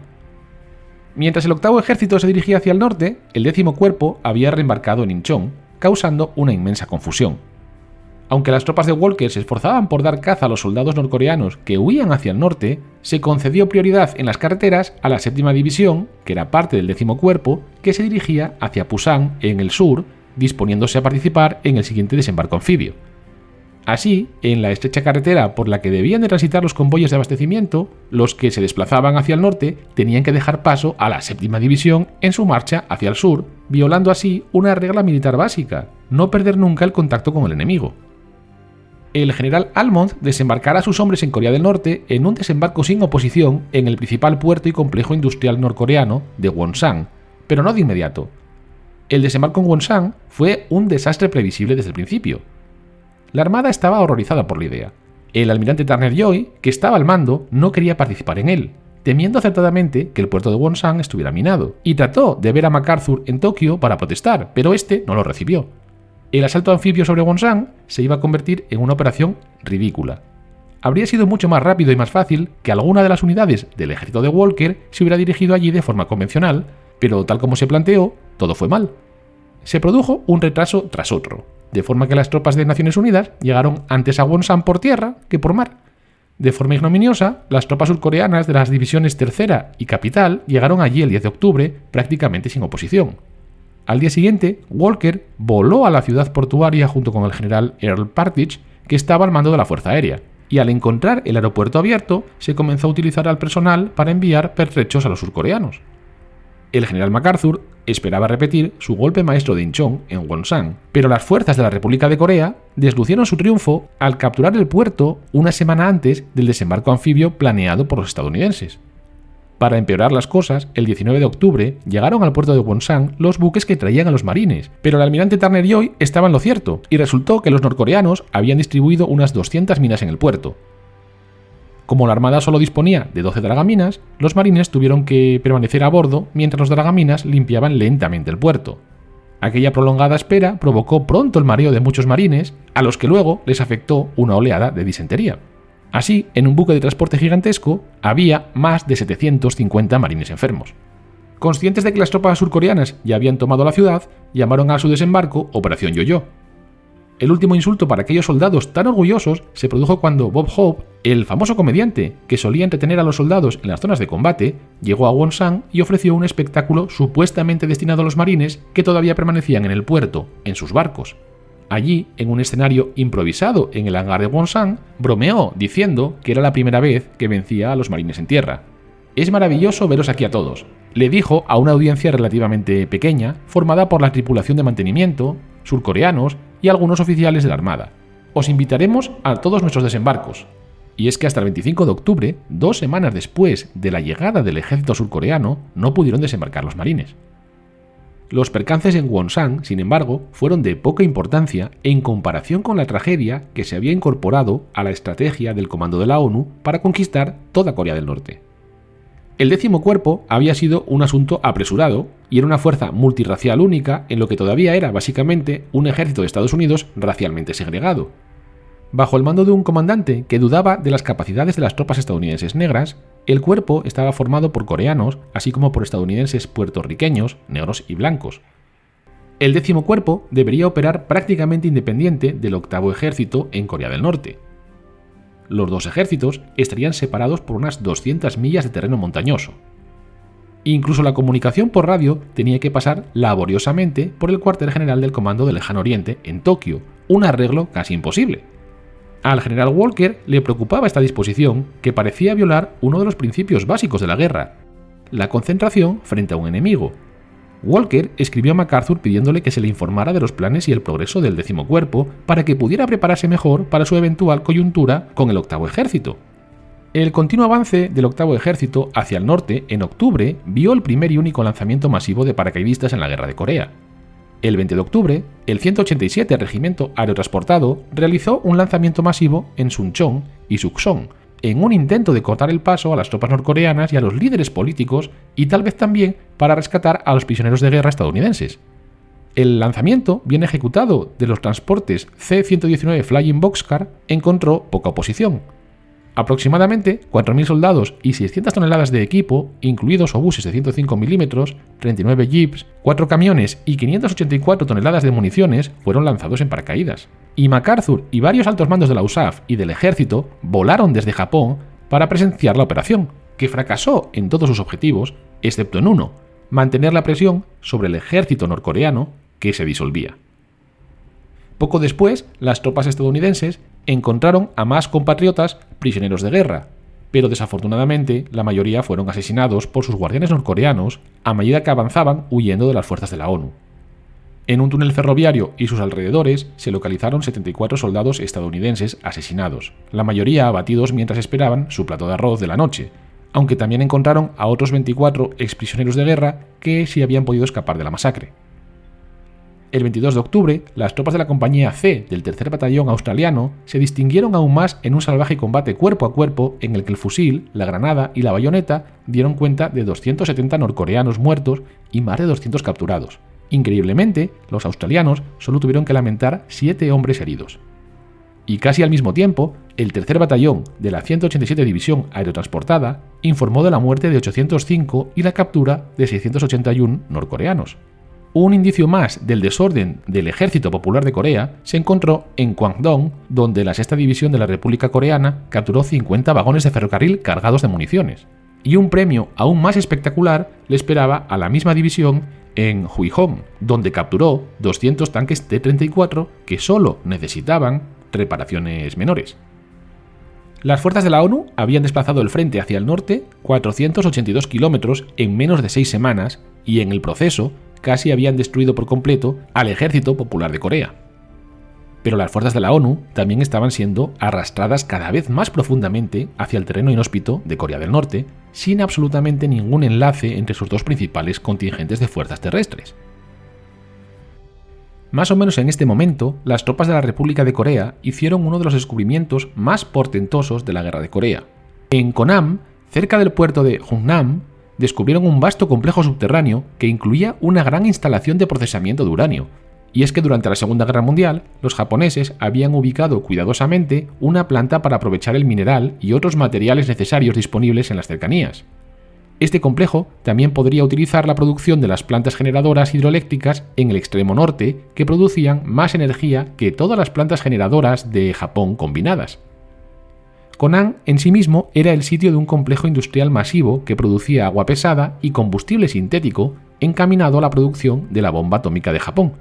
Y un indicativo de la importancia de las instalaciones de Conan sería que las tropas japonesas resistirán aquí durante 2 semanas completas después de la rendición oficial japonesa.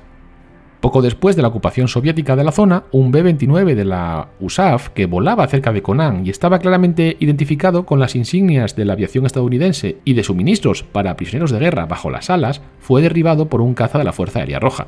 Los supervivientes fueron ametrallados en el agua, pero afortunadamente solo un tripulante murió en el incidente, que los soviéticos afirmaron que fue simplemente un malentendido, y el misterioso asunto se cerró.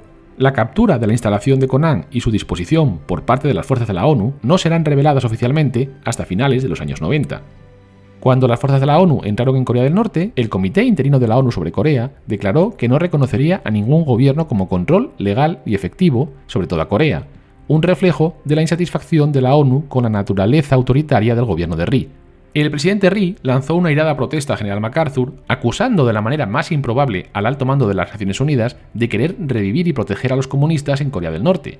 Agregó, desafiante, que el gobierno de la República de Corea estaba asumiendo la administración civil de Corea del Norte cuando cesasen las hostilidades.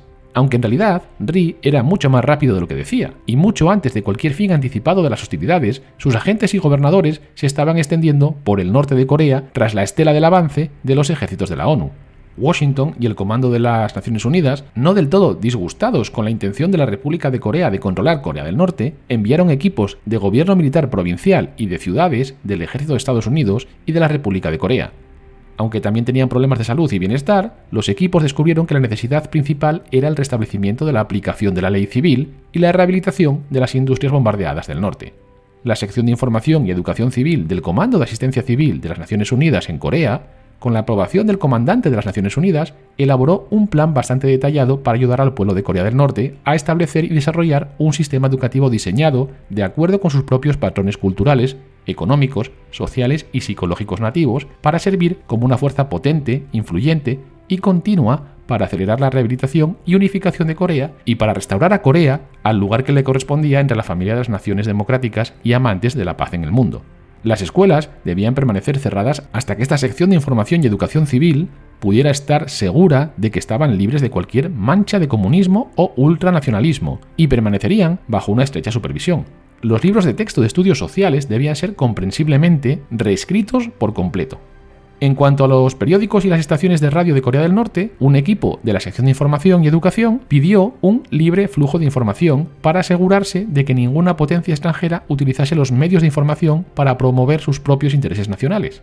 Esto se lograría mediante un proceso más bien de gran hermano, de cierre, selección y concesión de licencias a los medios de información, supervisado por el personal apropiado de las Naciones Unidas.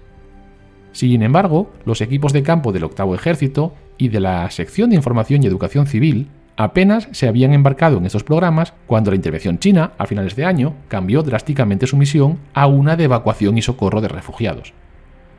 El gobierno militar del norte duró solo un poco más de 3 meses, desde el cruce del paralelo 38 en octubre de 1950 hasta la expulsión de las fuerzas de la ONU en diciembre de ese año. Y sin duda, de mayor valor duradero será la ayuda a gran escala a los refugiados que la Sección de Información Civil y los equipos de asuntos civiles y el gobierno militar de Estados Unidos llevaron a cabo en la evacuación de Corea del Norte. Kim Il-sung y su gobierno ya habían huido a su capital temporal, la ciudad de Sinuiju, en el río Yalu, aunque los puentes claves en esta ciudad la convertirán en un objetivo mucho más importante, y la USAF dedicó una gran cantidad de esfuerzo durante toda la guerra a tratar de arrasar el lugar hasta los cimientos. A partir de ahí, Kim pudo respirar, aunque su poder había disminuido drásticamente en proporción a la suerte de su ejército, que sobre el papel ascendía a unas impresionantes 30 divisiones, aunque en realidad solo contaba con una división y 2 brigadas en orden de batalla, además de algunas bandas de guerrilleros moderadamente eficaces. En este momento, los chinos tenían la mano controladora. Stalin y Mao habían sabido que la amenaza de ataque nuclear de Estados Unidos era en su mayoría un farol. La decisión china de entrar en la guerra no fue tan asombrosa como ellos mismos han pretendido presentarnos. No es que se tomaran a la ligera enfrentarse a Estados Unidos. Cualesquiera que fueran sus limitaciones autoimpuestas, Estados Unidos se estaba rearmando. El suministro de bombas atómicas seguramente aumentaría y la nación estaba embarcada en una especie de cruzada anticomunista global, y es posible que esas limitaciones no durasen mucho tiempo. Mientras tanto, las fuerzas fatalmente divididas de MacArthur avanzaban hacia una amenaza desconocida. Incluso en ese momento, la inteligencia de las Naciones Unidas había identificado positivamente unas 24 divisiones chinas cerca de los puntos del cruce del río Yalu y otras 14 habían sido reportadas en algún lugar de Manchuria. Pero la Agencia Central de Inteligencia, la CIA, minimizó cautelosamente la posibilidad de una intervención comunista china. A medida que continuaba el avance del octavo ejército hacia el norte, MacArthur dejó claro su desprecio por las sutilezas cuidadosamente trazadas de Washington y la ONU sobre la restricción del movimiento cerca de la frontera china a las fuerzas surcoreanas. Respondió fulminantemente cuando se enteró de una propuesta británica para el establecimiento de una zona de amortiguamiento al sur del Yalu, vigilada conjuntamente por China y la ONU. El deseo británico de apaciguar a los comunistas chinos mediante la guerra de Corea, dándoles una franja de Corea del Norte, encuentra su precedente histórico en la acción tomada en Múnich el 2 de septiembre de 1938. Ceder cualquier parte de Corea del Norte a la agresión de los comunistas chinos sería la mayor derrota del mundo libre en los últimos tiempos. De hecho, ceder a una proposición tan inmoral llevaría a la bancarrota de nuestro liderazgo e influencia en Asia y haría insostenible nuestra posición tanto política como moralmente. El 24 de octubre, la nueva directiva de MacArthur eliminó todas las restricciones restantes al movimiento de las tropas estadounidenses hacia el río Yalu. Walker y Almond estaban autorizados a usar todas y cada una de las fuerzas terrestres según fuera necesario para asegurar toda Corea del Norte.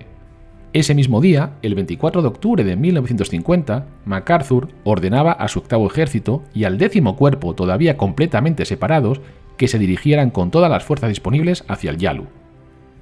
El Estado Mayor Conjunto cuestionó esta violación de su orden directa de no tener fuerzas no coreanas en el Yalu, pero no tuvo el valor de contrarrestarla. Después de todo, MacArthur estaba ganando la guerra, y antes de fin de mes, pequeñas unidades de la ONU, incluidas tropas estadounidenses, llegaban por fin al río Yalu. Pero ahora, las fuerzas de la ONU comenzaban a encontrar una fuerte resistencia en todas partes. Contrariamente a lo que aseguraban las despreocupadas afirmaciones de MacArthur, se trataba de tropas chinas y se estaban concentrando para una ofensiva total. El general Walker, ignorando ahora prácticamente a su comandante, comenzó a reagrupar a sus fuerzas occidentales temiendo que pudieran quedar aisladas. En cualquier caso, estaban sufriendo dificultades de suministro causadas por su rápido avance hacia el norte, así como por el amarre de sus suministros al puerto de Incheon tras la desastrosa operación de Wonsan del 10º cuerpo. Las líneas ferroviarias necesitaban rehabilitación y sus camiones se estaban desgastando rápidamente. Las estimaciones de las fuerzas comunistas posicionadas en Manchuria fueron recortadas por el jefe de inteligencia de MacArthur, el general de división Charles Willoughby, que tampoco había previsto la invasión norcoreana, a solo 5 divisiones, y el Estado Mayor Conjunto especuló que estas tropas probablemente solo estaban tratando de proteger las grandes plantas generadoras hidroeléctricas a lo largo del río Yalu. Para ser justos, debe tenerse en cuenta que el reconocimiento aéreo de la ONU estaba, al menos oficialmente, restringido al lado coreano del río Yalu, y por lo tanto podría ser en cierta forma excusado por pasar por alto la acumulación de tropas chinas en la propia China. Sin embargo, el hecho de que tal volumen de tropas chinas en Corea del Norte hubiera sido totalmente pasado por alto es más difícil de entender. En ese momento, en el frente oriental, la 7ª división estadounidense había alcanzado el río Yalu en Hyesanjin y el general Almond planeó alegremente un movimiento hacia el oeste para cortar el paso al Ejército Popular de Corea que se enfrentaba al octavo ejército. El sucesor de MacArthur, el general Matthew Ridgway, al comentar en privado, décadas más tarde, el manuscrito del volumen pertinente de la historia oficial del Ejército de Estados Unidos de la Guerra de Corea, afirmó que «Me parece asombroso que profesionales altamente entrenados con una amplia experiencia en combate pudieran haber aprobado y tratado de ejecutar el plan táctico de operaciones para el 10º cuerpo en Corea del Norte en noviembre de 1950. Parece un puro ejercicio de mapas montado por aficionados, atractivo en teoría, pero que ignora por completo la realidad de un enorme terreno montañoso, en gran parte desprovisto de comunicaciones terrestres y ordenado para su ejecución frente a un invierno subártico que se acercaba rápidamente. Ahora, frente al octavo ejército y al 10º cuerpo, había no menos de 2 grupos de ejército chinos. El 13, formado por los ejércitos 38, 39, 40, 42, 50 y 66, y el 9º, compuesto por los ejércitos 20, 26 y 27, alcanzando un total de más de 300.000 hombres. Y entre ellos se encontraban algunos de los mejores hombres del Ejército Popular de Liberación de China, probados en batalla, como es el caso del Cuarto Ejército de Campaña de Lin Piao. La mayoría de las tropas eran veteranos de la victoriosa Guerra Civil, y casi todos los oficiales habían luchado contra los japoneses durante la Segunda Guerra Mundial. Aproximadamente al mismo tiempo, el Comando de las Naciones Unidas contaba con unos 553.000 efectivos, de los cuales 423.000 eran tropas terrestres. Las fuerzas terrestres de la República de Corea sumaban 223.000 hombres, y los marines estadounidenses otros 178.000, el Reino Unido 11.000 y los australianos 1.000 hombres. Por lo tanto, y a pesar de la persistente opinión general en contra, las fuerzas terrestres de la ONU por sí solas aún superaban, y en mucho, en número, a los chinos y a los norcoreanos combinados. El reconocimiento aéreo de la ONU, tal como estaba, continuó informando de poca o ninguna señal de formaciones comunistas importantes. En realidad, la Fuerza Aérea del Lejano Oriente no tenía aviones dedicados al reconocimiento aéreo visual, y la mayoría de los aviones de reconocimiento fotográfico se desplegaron en apoyo de las campañas de bombardeo de puentes a lo largo del río Yalu. Reflejando la mentalidad de la Segunda Guerra Mundial, su limitado reconocimiento fotográfico se concentró en las carreteras principales y se realizaron pocas salidas por la noche. Las fuerzas chinas, en una de las operaciones de engaño más magistrales de la historia militar moderna, se movieron al amparo de la oscuridad y utilizaron carreteras secundarias y senderos bajo la más estricta disciplina. Las tropas debían mantenerse firmes ante la aproximación de los aviones de la ONU. Aquellos que rompieran esta disciplina debían ser fusilados en el acto. Incluso aquellos chinos capturados por las fuerzas de la ONU que identificaron correctamente sus unidades fueron descreídos por sus interrogadores. El 23 de noviembre, el Comando de Inteligencia del Lejano Oriente, acercándose finalmente a la realidad, identificó 12 divisiones chinas en Corea. En verdad, en esa fecha ya había 9 ejércitos compuestos por 30 divisiones de infantería. Y es que en la raíz de la acción norteamericana yacía un desprecio, consciente o inconsciente, por las capacidades de la nación de Mao Zedong y las Fuerzas Armadas chinas. Los comunistas chinos eran considerados una fuerza ideológica muy poderosa en Asia, pero no una fuerza militar formidable. Se habría requerido mucho más coraje y determinación por parte de la administración Truman para tomar la decisión de detener al octavo ejército en el paralelo 38 que el que se exigió para la aquiescencia en el impulso de MacArthur hacia la victoria. Y si bien seguía habiendo cierta aprensión dentro de la administración sobre la entrada en Corea del Norte, también había un poderoso aroma de triunfalismo entre muchos estadounidenses prominentes. Pero los chinos también se engañaban a sí mismos, mirando hacia atrás a su victoria fácil sobre los nacionalistas chinos y su supuesto triunfo sobre los japoneses, creyendo que podrían prevalecer sobre una fuerza militar moderna en la línea del ejército japonés de la Segunda Guerra Mundial. El liderazgo comunista creía igualmente que los soviéticos, en su campaña de 4 días, habían desempeñado el papel decisivo en la derrota de los japoneses, y los bombardeos atómicos de Hiroshima y Nagasaki fueron desestimados como simples golpes genocidas y racistas contra un pueblo que ya estaba más que dispuesto a rendirse. Por lo tanto, la victoria del ejército estadounidense en la Guerra del Pacífico dio a los líderes chinos, en su ignorancia, poca pausa. Para ellos, el hombre detrás de la pistola era más crucial que la pistola.